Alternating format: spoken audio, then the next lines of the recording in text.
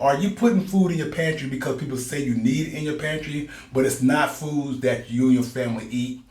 Take me in your arms, do just what you want.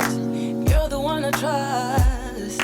I belong to you, and I'll always be around when I need some loving, baby, and I'll never let you down. Good morning, family. Hey, what's up, fam? Welcome back to another adventure with Peggy And the Don. and the Don. Haven't done that in a while. Yeah.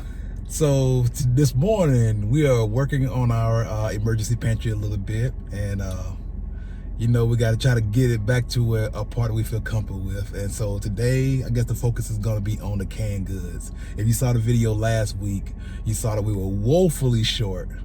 On our first pantry, we had so much on the canned goods side, but now we're pretty short again. So we're gonna try to see what we can do to get that back to where it should be.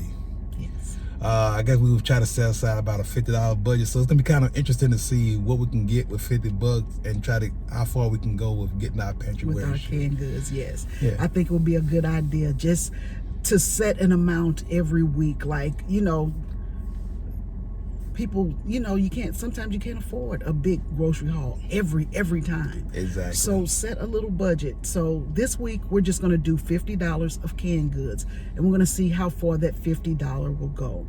Also, I want to show you guys, now we did it in St. Louis, so I don't know if this, well, I'm sure Walmart is Walmart, but I'm going to show you the containers of water that we get and how cheap it is.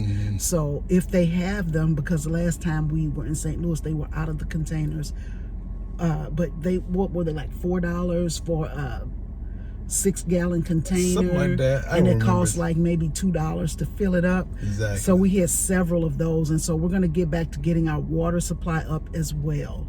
So we're just going to see, we're going to do a budget video this week. Let's just see what $50 can get us. There you go. Stay tuned, and we're excited. All right, fam. We'll check it. We'll see you at Walmart. See you at Walmart.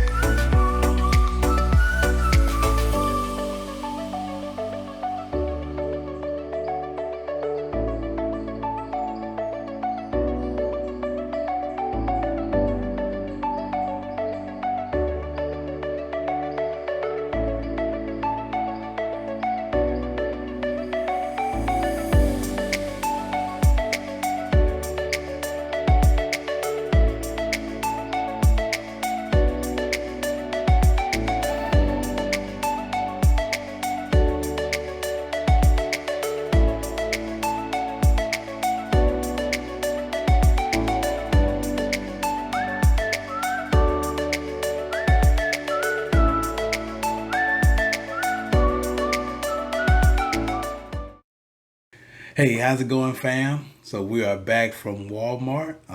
It was a very informative trip. As you can see, a lot of the shelves were empty, so we just had to choose from the selection that was available to us. And I'm just glad we found the kind of canned goods that Peggy and I both like to keep in our pantry. This is what $50 worth of canned goods looks like right here.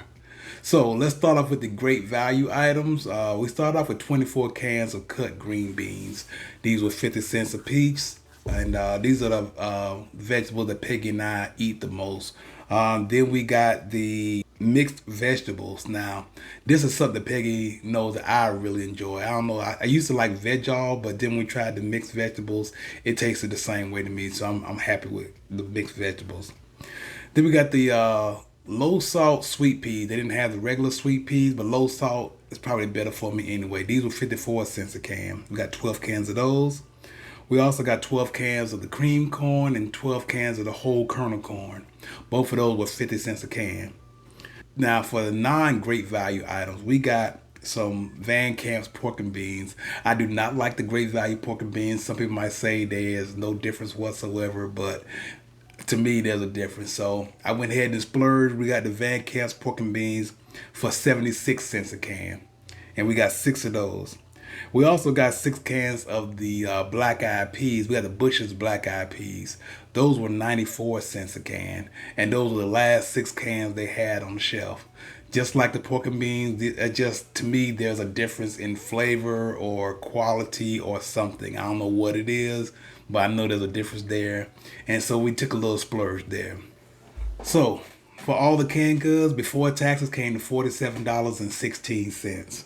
After taxes was $1.41. That brought our total to $48.57. That left us with an excess of $1.43. Maybe I can get me a ginger ale and a candy bar or something. All right, fam. So let's go ahead and see how we're gonna put this stuff into the pantry. All right, fam. So we're back in the pantry. So the first thing we got to deal with is, as y'all recall, in our previous pantry back in St. Louis, we had like unlimited space. We had like 4 or 5 shelves, and we were able to store our water on a pallet, and we was able to store like paper towels and stuff and cleaners on another whole shelf. It was just glorious and stuff. And many times, Peggy and I got questions like, okay, what about people who don't have as much space as you guys have? And we always say, well, you got to be able to find a way. It's just so important to where you need to just set aside space, whether it's a closet, a bedroom, or whatever else. Now, we're not in that particular situation just yet, but this is definitely much smaller than our previous space. So we got to make do. So the first thing I had to do was I took the dry goods off the bottom shelf, and we're going to store it up against the wall for right now. We're probably going to move that into a closet. So I'm going to put the canned goods on this bottom shelf because it is the stronger shelf. And then we're going to go from there. Before I get started, I just want to show you guys something. I went and put the month and year on each one of the canned goods on the top. This helped me out with rotation, so I just put 1221 with a Sharpie on the top of every single can. And that way when it's time to rotate, or when we use a few and want to replace them, I'll replace the newer date, the more recent date, to the back, and we'll keep using the older stock. Y'all know how rotation works. So let's go ahead and put this stuff away.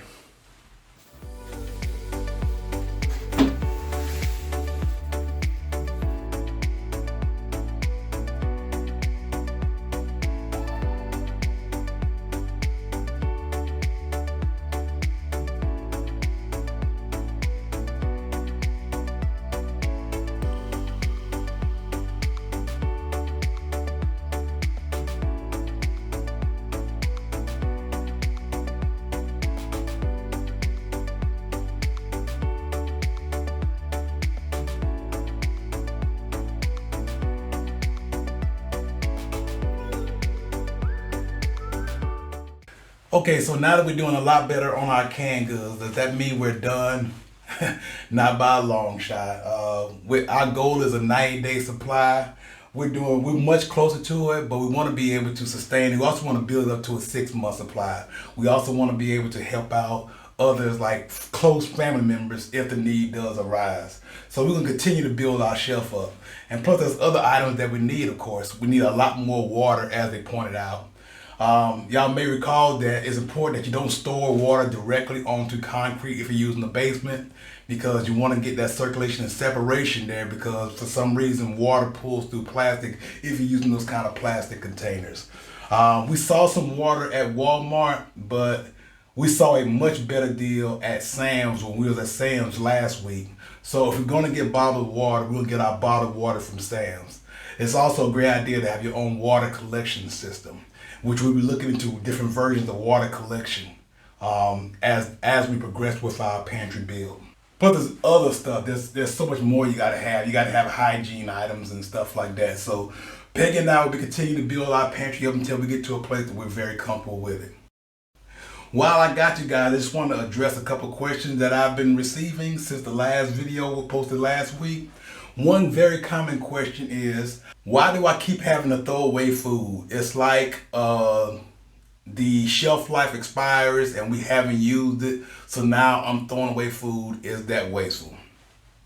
Well, I just want to say this. If you find yourself in that situation, that means it's time for you to look at what you are storing. Are you putting food in your pantry because people say you need it in your pantry, but it's not foods that you and your family eat?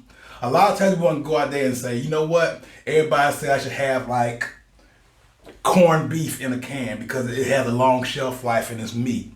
But if your family doesn't eat corned beef, when the shelf life eventually does run up, you're going to end up throwing the meat away or trying to give it away early and stuff like that.